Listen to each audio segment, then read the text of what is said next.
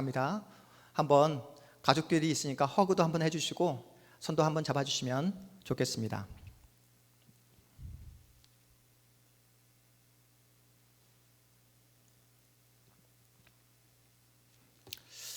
네, 감사합니다. 여러분의 꿈은 무엇입니까? 언제부터인가 꿈이라는 단어 자체를 잃어버리고 살아가고 있지는 않으십니까? 여러분도 어린 시절 꿈이 있었잖아요. 우리 이한이에게 넌 꿈이 뭐야? 넌 앞으로 커서 뭐가 되고 싶어? 이렇게 물어봤을 때 우리 아들 이한이가 이렇게 답을 하더라고요. 아시아나 비행기 조종사가 되겠다고. 대한항공이 우리나라 대표적인 비행사인데 대한항공 비행사가 되면 좋지 않을까? 이렇게 말을 해도 이한이는 꿋꿋하게 아시아나 비행기 조종사가 되겠다고 이렇게 말을 하더라고요. 우리 청년들도 꿈이 있지 않습니까? 꿈이고 뭐고 다 필요 없고 취직해서 밥이나 먹었으면 좋겠어요. 꿈 같은 건 잊어버린 지 오래고 돈벼락이나 맞았으면 좋겠어요. 이렇게 생각하는 청년들은 우리 교회에 한 명도 없을 거라 믿습니다. 어린 시절 너는 커서 뭐 하고 싶어? 너의 꿈이 뭐야? 이렇게 물어보면 보통 저는 커서 의사가 될 거예요. 저는 커서 선생님이 될 거예요. 저는 커서 경찰이 될 거예요. 저는 어릴 적 목사가 되겠다고 말했던 그런 기억이 있습니다. 대부분 꿈을 물어보면 직업으로 대답합니다. 그래서인지 요즘 어린 초등학교 학생들에게 꿈이 뭐냐고 물어보기보다 자신이 선호하는 그 직업이, 자신이 좋아하는 직업이 뭐냐고 물어보고, 요즘 어린 초등학교 학생들이 가장 되고 싶어하는, 선호하는 직업이 무엇인지 아십니까? BTS, 방탄소년단 같은 연예인이 아니라 유명 셰프가 되는 것이 아니고 요즘 초등학생들이 가장 선호하는 직업은 구독자 100만 유튜버가 되는 거라고 말을 하더라고요. 예수님도 어린 시절 어른들로부터 너 커서 뭐 하고 싶어? 너의 꿈이 뭐야? 이런 질문을 받지 않았을까요? 그런 어른들의 질문 앞에 예수님은 뭐라고 대답을 하셨을까요? 저는 커서 구세주가 될 거예요. 저는 나중에 자라서 왕의 왕이 될 거예요. 이렇게 말씀하셨을까요?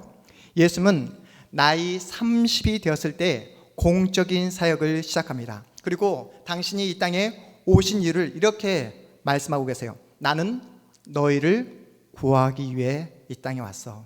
나는 너희를 섬기기 위해 이 땅에 왔어. 나는 너를 위해 십자가를 지기 위해 이 땅에 왔어. 나는 너를 위해 나의 목숨을 주기 위해 이 땅에 왔어. 이렇게 말씀하시고 그리고 실제로 그렇게 사십니다. 제가 지금 무엇을 여러분에게 말씀하고 있는지 눈치채셨습니까? 예수님은 이 땅을 살아가시면서 명사로 살지 않았다는 말씀이에요. 우리 예수님은 동사로 사셨습니다. 우리를 구하셨고 섬기셨고 우리를 위해 십자가를 지셨으며 하나뿐인 자신의 목숨을 우리를 위해 주시면서 우리를 위해 그 목숨을 주셨기에 결국 우리의 구세주가 되었고 왕의 왕이 되신 겁니다. 저는 오늘 말씀을 통해 여러분의 잃어버렸던 꿈이 회복되기를 주님의 이름으로 소망합니다. 우리 주일학교 학생들도 우리 청년들도 지금까지 나의 꿈을 비행사가 되겠다, 유튜버가 되겠다, 선생님이 되겠다 이렇게 여러분의 꿈과 비전을 정지되고 멈춰있는 명사로 표현하는 것이 아니라 뭘로 표현해 보자고요? 움직이는 동사로 한번 표현해 보자고요. 내 코가 석자이지만 내 것을 나눠주는 따뜻한 하나님의 사람이 되겠노라. 오늘 본문에 등장하는 우리 예수님처럼 정말로 평생을 섬기며 살아가겠노라. 죽기까지 품어주는 사람이 되겠노라. 감동을 주는 그런 감동적인 사람이 되겠노라. 오늘 본문의 주제처럼 온유한 사람이 되겠노라. 이렇게 표현해 보자고요. 예수님의 수제자인 베드로가 예수님을 만나기 전 직업이 무엇이었습니까? 배를 타는 어부였어요. 베드로가 가장 잘하는 게 뭐죠? 물고기를 낚는 겁니다. 베드로는 물고기를 낚는 거를 좋아해요. 베드로에게 당신이 하는 일이 뭐냐고 물어보았다면 그는 분명 어부라는 명사로 자신을 소개하지 않고 나는 물고기를 낚는 사람입니다, 이렇게 동사로 자신을 소개했을 거예요. 예수님도 베드로에게 이렇게 말씀하시잖아요. 너는 앞으로 물고기를 낚는 사람이 아니라 사람을 낚는 사람이 될 것이다. 오늘은 성령의 9가지 열매 중 8번째 열매인 온유의 열매에 대해서 우리가 함께 말씀을 나누고 있습니다. 온유라는 단어의 원어는 프라우테스라는 단어입니다. 여러분, 들판에서 자기 멋대로 날뛰는 야생마를 본 적이 있으세요? 성질이 거칠고 고약합니다. 전혀 통제할 수가 없어요. 제 멋대로 행동합니다. 하지만 아무리 자기 멋대로 날뛰는 야생마라 할지라도 노련한 조련사의 손에 이끌리면 순한 양처럼 온순해지잖아요. 그때 쓰는 단어가 바로 프라우테스, 온유라는 단어입니다. 즉 야성은 살아있지만 완벽히 길들어진 성품이 바로 온유입니다. 술에 술 탄 듯 물에 물 탄 듯 우유부단한 그 태도를 온유라고 말하지 않아요. 노련한 조련사에 의해서 깎여주고 다듬어지고, 그래서 자기의 기분과 성질을 컨트롤할 수 있는 힘이 생긴 상태가 바로 온유입니다. 이런 맥락에서 본다면 예수를 믿는 우리 모두는 하나님 손에 붙잡혀 오늘도 깎이고 다듬어지고 훈련받고 있는 온유의 하나님의 사람이에요. 하지만 우리 가운데 완벽한 사람이 있습니까? 아무도 없습니다. 우리 모두는 우리의 인생의 조련사 되시는 하나님의 손에 붙잡혀 오늘도 다듬어지고 우리의 성품이, 우리의 인격이 지금도 깎여지고 있는 중이에요.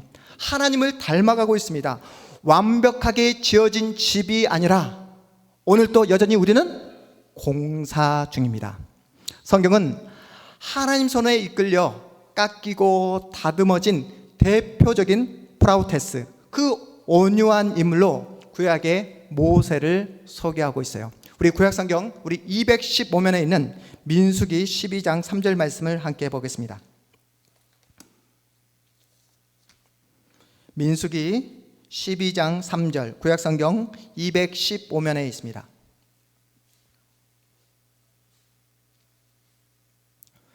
하나님 손에 깎이고 다듬어진 그 모세를 하나님께서 어떻게 평가하는지 우리 말씀을 통해 확인해 보겠습니다. 우리 3절 말씀 함께 읽겠습니다. 시작. 이 사람 모세는 온유함이 지면의 모든 사람보다 더하더라. 아멘. 도대체 모세는 하나님 앞에서 어떠한 모습을 보였길래 이렇게 놀라운 평가를 하나님으로부터 받게 되었을까요? 모세는 40세가 될 때까지 애굽의 왕으로 가장 호화로운 장소에서 최고의 음식을 먹으며 세계 최고의 석학들에게 엘리트 교육을 받았어요. 그런데 여러분 보세요. 인간의 눈으로 볼 때 가장 화려하고 세련되고 편안한 그 왕실이 모세의 인격을 다듬어주지 못했다는 사실입니다. 왕실에서 보고 배우고 자랐던 시간을 통해 모세가 했던 행동이 무엇이었죠? 넘치는 혈기로 애굽의 그 군사를 주먹으로 쳐 죽여버립니다. 그리고 그 사실이, 그 잘못된 그 사건이 발각되자 광야로 도망쳐 버리잖아요. 모세는 편안하고 화려한 궁전에서 하나님을 만난 것이 아니라 암담하고 눈앞이 캄캄한 그 광야에서 살아계신 하나님을 만나게 되었습니다. 딱 우리의 상황과 오버랩되지 않습니까? 우리 교회가 어떤 교회죠? 힘없는 개척교회예요. 그런데 코로나19로 현장에서 마음껏 예배할 수도 없는 그런 상황에 우리가 맞닥뜨리게 되었습니다. 하지만 지금 우리가 온라인으로 예배하고 있지만 성령 하나님께서 지금 우리와 함께하고 있는 줄 여러분 믿으시기 바랍니다. 우리 하나님께서 여러분의 마음과 생각을 이 시간 붙잡고 있다는 사실을 여러분 꼭 믿으시기 바랍니다. 하나님은 광야 시간을 통해 모세의 거칠고 그 모난 그 성격을, 성품을 깎아내고 또 다듬어 가셨다는 거예요. 그렇게 하나님의 손에 붙잡힌 모세가 어떻게 변합니까? 우리 민수기 12장 우리 3절 말씀을 앞서 보았는데, 이번에는 우리 1절부터 3절까지 민수기 12장 1절에서 3절까지의 말씀을 우리 함께 읽어보도록 하겠습니다. 함께 읽습니다. 모세가 구스 여자를 취하였더니 그 구스 여자를 취하였으므로 미리암과 아론이 모세를 비방하니라. 그들이 이르되 여호와께서 모세야만 말씀하셨느냐 우리와도 말씀하지 아니하셨느냐 하매 여호와께서 이 말을 들으셨더라. 이 사람 모세는 온유함이 지면의 모든 사람보다 더하더라. 아멘. 민수기 배경이 이렇습니다. 이스라엘 백성들은 하나님께서 내려주시는 하늘에서 내려주시는 그 만나를 먹고도 하나님께 불평합니다. 백성들의 원망의 목소리가 높아지자 백성들의 그 여론에 힘입어 모세의 리더십에 도전하는 모습이 지금 본문에 나타나고 있어요. 충격적인 사실은 모세의 리더십을 흔들고 모세를 힘들게 하는 사람이 누구입니까? 자신이 가장 사랑하는, 가장 가까운 가족, 형제들이었다는 사실이에요.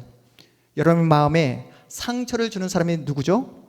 미국에 살고 있는 미국 대통령 트럼프가 아무리 막말을 한다 해도 여러분에게 상처로 다가오지 않잖아요. 중국의 시진핑 주석이 우리를 향하여 뭐라 해도 우리의 하루를 망치지 못합니다. 정작 우리의 마음에 상처를 주고 우리의 하루를 망치게 하는 장본인이 누구라고요? 나와 함께 살고 있는 가장 가까운 가족, 남편, 아내, 우리 자녀, 부모가 내 마음에 깊은 상처를 줄 때가 얼마나 많습니까? 당시 모세를 힘들게 한 사람이 누구라고요? 자신의 형제인 아론과 미리암이었어요.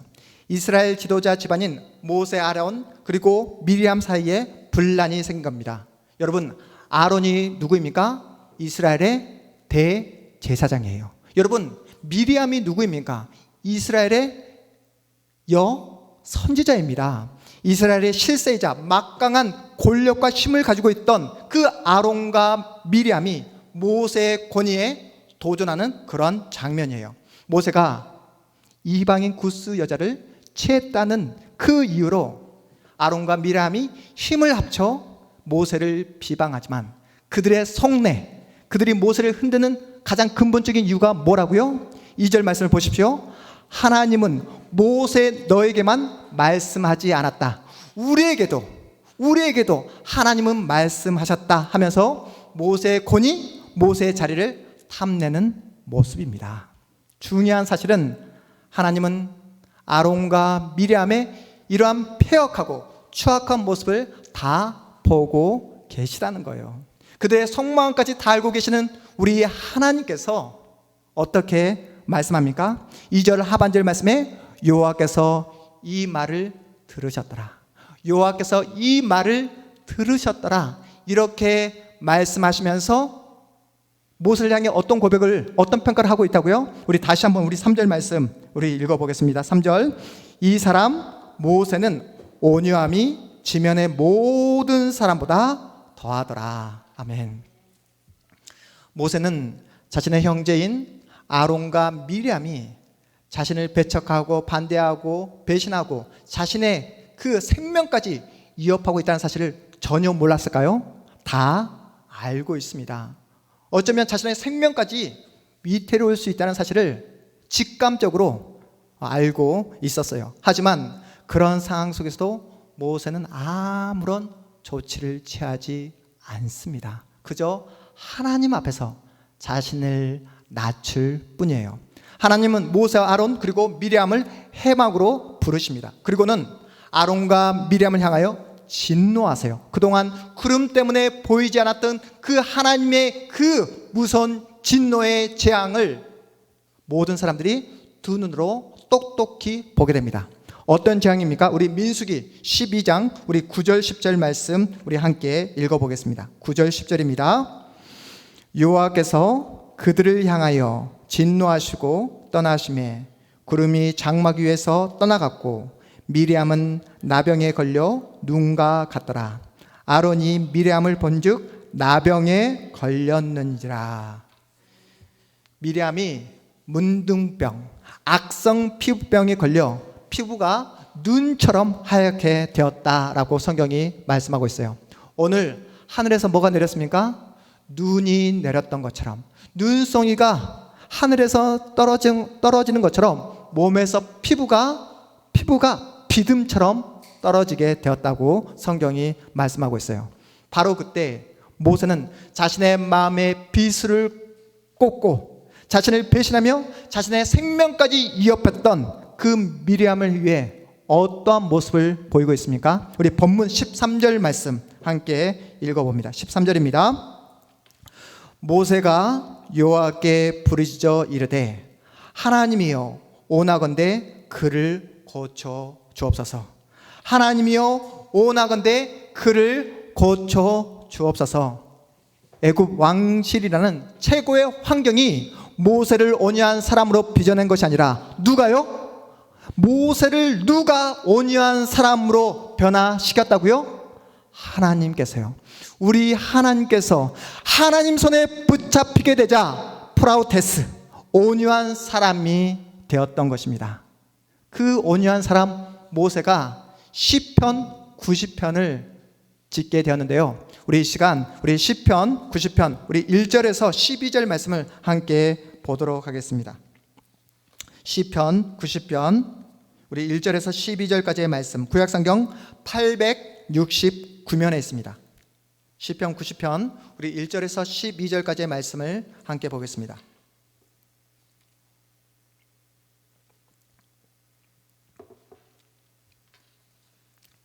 시편 90편 1절에서 12절까지의 말씀을 우리 한 목소리로 함께 읽겠습니다.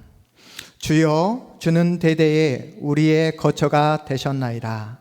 산이 생기기 전, 땅과 세계도 주께서 조성하시기 전, 곧 영원부터 영원까지 주는 하나님이시니이다. 주께서 사람을 티끌로 돌아가게 하시고 말씀하시기를 너희 인생들은 돌아가라 하셨사오니 주의 목전에는 천년이 지나간 어제 같으며 밤의 한순간 같을 뿐임이니이다. 주께서 그들을 홍수처럼 쓸어 가시나이다. 그들은 잠깐 자는 것 같으며 아침에 돋는 풀 같으니이다. 풀은 아침에 꽃이 피어 자라다가 저녁에는 시들어 마르나이다. 우리는 주의 노에 소멸되며 주의 분내심에 놀라나이다. 주께서 우리의 죄악을 주의 앞에 놓으시며 우리의 은밀한 죄를 주의 얼굴의 빛 가운데에 두셨사오니 우리의 모든 날이 주의 분노 중에 지나가며 우리의 평생이 순식간에 다하였나이다. 우리의 연수가 70이요 강건하면 80이라도 그 연수의 자랑은 수고와 슬픔뿐이요 신속히 가니 우리가 날아가나이다. 누가 주의 노여움의 능력을 알며 누가 주의 진노의 두려움을 알리까? 우리에게 우리 날 계수함을 가르치사 지혜로운 마음을 얻게 하소서. 아멘. 지혜로운 마음을 얻게 하소서. 모세는 알고 있습니다. 인간의 삶이 얼마나 짧은가를 아침에 펴다가 저녁에 지는 들꽃과 같다고 표현하고 있어요. 인생이라는 시간이 얼마나 짧은지 그 시간이 날아간다고 표현하고 있습니다. 이번에 우리 수환이의 어릴 적 사진첩을 보게 되었는데요. 앨범을 보게 되었는데요. 지금도 작지만 어릴 때는 정말 작더라고요. 그 순간에 우리 집에 누가 오셨냐면 통장님이 우리 집을 찾아오셨어요. 우리 수환이의 초등학교 입학 통지서를 들고 밤중에 찾아오셨습니다. 수환이가 너무나 기뻐하더라고요. 자기도 초등학생이 된다고, 오빠처럼 학교에 가서 공부할 수 있다라고 우리 수환이가 너무나 기뻐했던 그 모습을 보게 되었습니다. 그때 순간 드는 생각이 우리 수환이가 많이 자랐구나. 이렇게 초등학교 들어가게 된다면 이제 금세 시집간다 하지 않을까라는 생각을 해보게 되었어요. 우리 청년들 젊음을 자랑하지 마세요. 젊음이 영원하지 않습니다. 시간이 날아가고 있어요. 날아가는 그 짧은 인생의 시간 속에 우리 인간들은 뭘 한다고요? 하나님을 사랑하고 그 하나님의 말씀에 순종하며 사는 것이 아니라 그 짧은 인생의 시간 속에서 죄만 짓더라는 겁니다. 그래서 모세가 10절에서 뭐라고 말합니까? 우리의 연수가 70이요 강건하면 80이라도 그 연수의 자랑은 수고와 슬픔뿐이요 신속히 가니 우리가 날아가나이다.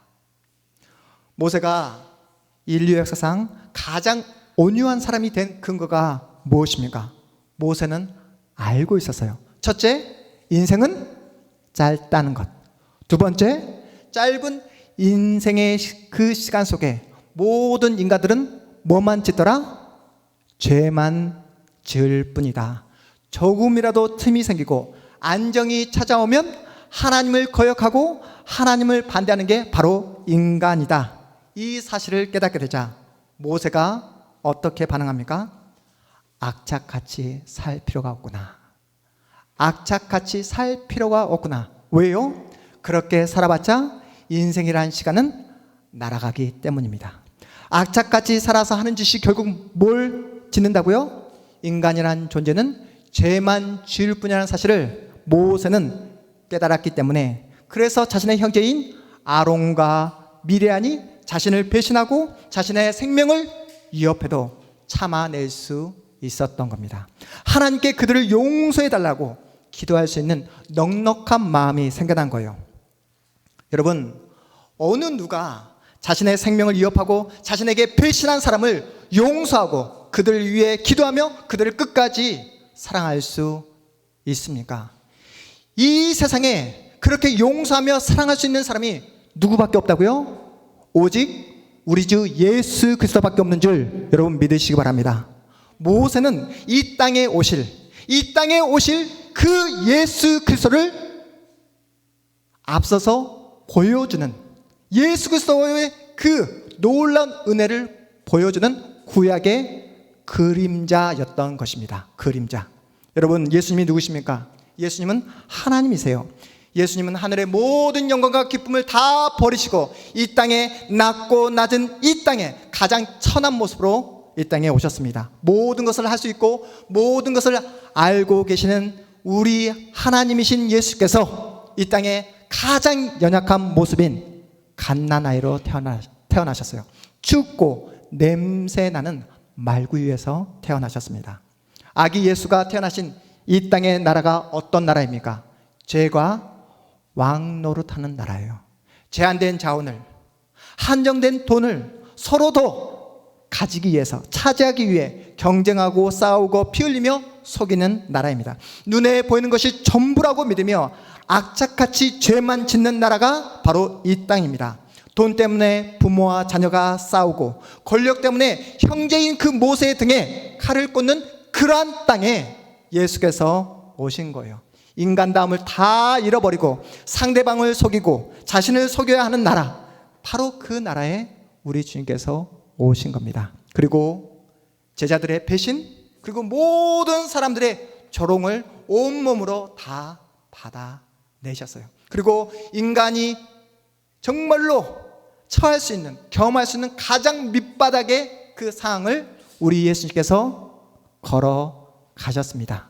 마침내 십자가에서 죽으시고 그 죽음을 이기시고 부활하신 우리 주님께서 우리에게 이렇게 말씀하십니다. 더 많이 갖기 위해 속고 속이는 이 세상에 살고 있는 저와 여러분에게 알면서도 손해보라고, 먼저 양보하라고, 용서하고 사랑하라고. 그래서 하나님 손에 붙잡혀서 프라우테스, 온유한 하나님의 사람으로 자라나라고 우리를 부르고 계십니다.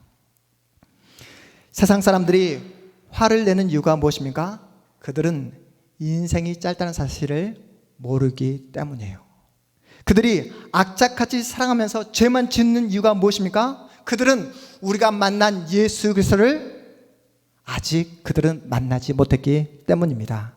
몰라서 화를 내고 예수를 만나지 못했기에 자기 인생을 자기가 책임지기 위해서 그렇게 악착같이 살아가는데 우리가 그들을 비난하고 욕해서 뭐 하겠습니까? 여러분을 힘들게 하는 사람이 있거든. 자녀들이 여러분의 마음을 힘들게 하고 부모들이 여러분의 마음에 상처를 주거든 바로 여러분의 성과를 보이지 마시고 여러분과 상대방 사이에 그 중간에 하나님을 세우시기 바랍니다. 상대방에게 곧바로 화를 분출하기보다 곧장 여러분의 성과를 보이기보다 어떻게 해요? 말 없이. 다시 한번 어떻게 해요? 말 없이 하나님을 중간에 세우세요. 상대방에게 곧장 반응하지 마시고 기다려주세요. 어떻게 해야 된다고요? 입을 다물고 믿음으로 가만히 서 계십시오. 하나님, 이제는 도저히 더 이상 참을 수가 없습니다. 참다가 제가 먼저 속 터져 죽을 것 같습니다. 이렇게 참다가는 제가 아무런 먼저 죽을 것 같습니다. 그런데 아시잖아요, 지금까지 여러분의 성깔대로 살아보셨잖아요. 지금까지 참지 못해 화를 내보셨잖아요. 그래서 상황이, 환경이, 조건이 좀 더 나아지던가요? 여러분이 화를 낸다고 해서 자녀는 전혀 변하지 않습니다. 여러분이 상대방의 그 잘못을 핀셋처럼 정확하게 지적한다고 해서 상대방이 전혀 변하지 않는다는 거예요. 이미 아론과 미리암은 모세를 배신했고 심지어 모세의 생명까지도 앗아가려고 했던 그런 사람들이었습니다. 그런 사람들에게 잘못을 지적한들 그들이 변하겠습니까? 모세처럼 아무 말 하지 마세요. 모세처럼 아무 말 하지 마시고 그 중간에 누구를 세워야 된다고요? 하나님을 세우시기 바랍니다. 하나님께 맡기는 거예요. 그러면 누가 일하십니까? 하나님이 일하십니다. 세상의 거짓말은 결국은 탈로 날 수밖에 없습니다. 세상의 악을 여러분 악으로 갚으려 하지 마시고 선으로 악을 이기시기 바랍니다. 여러분 기억하십시오. 우리의 인생과 우리의 운명을 누가 붙잡고 계시다고요? 우리의 조련사 되시는 하나님께서 우리의 인생을 붙잡고 계십니다. 우리의 역할은 그래서 참는 겁니다. 기다리는 거예요. 용서하고 사랑하는 겁니다. 그러면서 우리는 하나님의 성품을 닮아가는 거예요. 프라우테스, 온유한 하나님의 사람으로 자라나는 겁니다.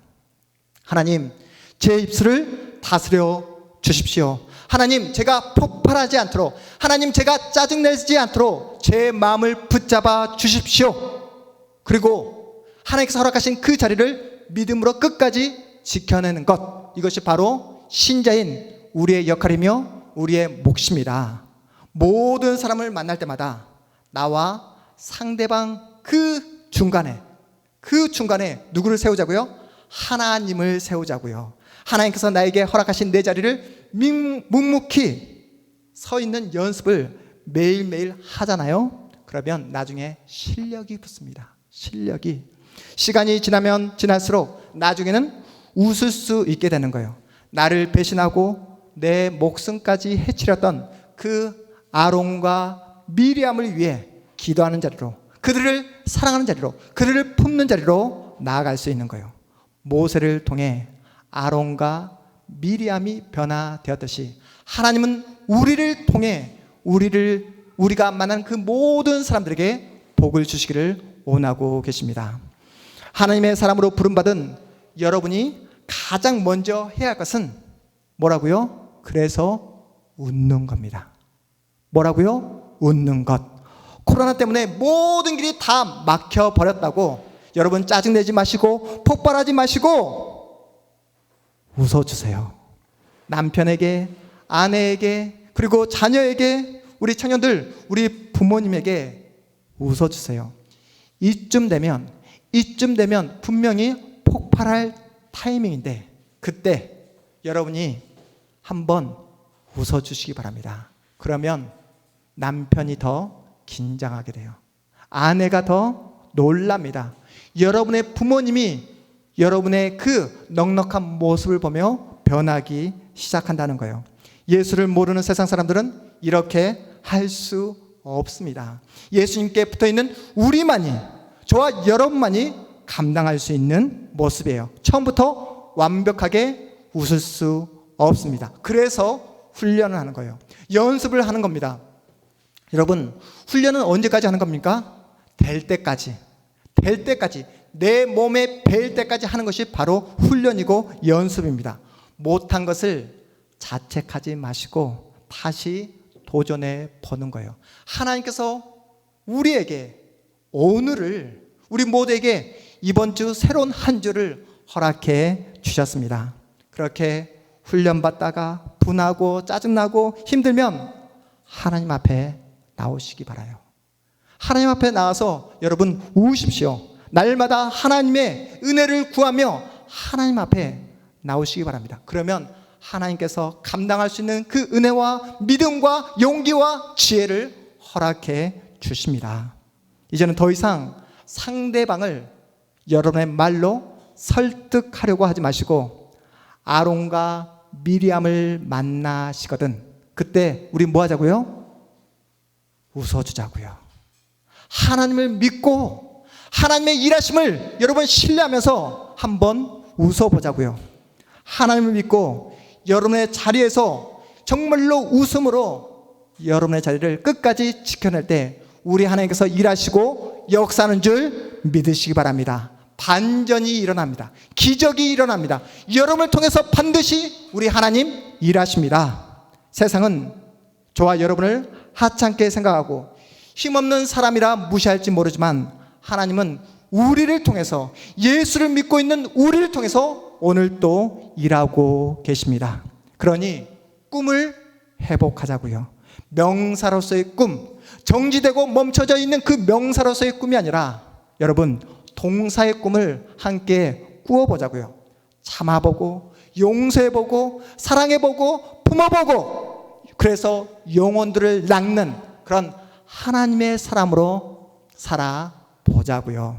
아무리 힘들어도 여러분의 자리에서 도망가지 마시고 이해할 수 없는 그 모든 일들이 나를 계속해서 찾아온다 할지라도 두려워하지 마시고 하나님께서 저와 여러분을 하나님의 사람으로 불러주셨다. 여러분을 이 땅의 빛으로 생명으로 여러분을 불러주셨다는 사실을 여러분 믿으시고 그 믿음으로 여러분의 자리에서 웃으면서 빛의 역할, 생명의 역할을 온전히 감당하는 그래서 여러분을 통해서 하나님의 영광이 드러나는 그래서 오늘 또 이번 한 주도 온유한 하나님의 사람으로 살아내시는 여러분의 복된 한 주가 되시기를 여러분의 복된 인생이 되시기를 주님의 이름으로 축복합니다.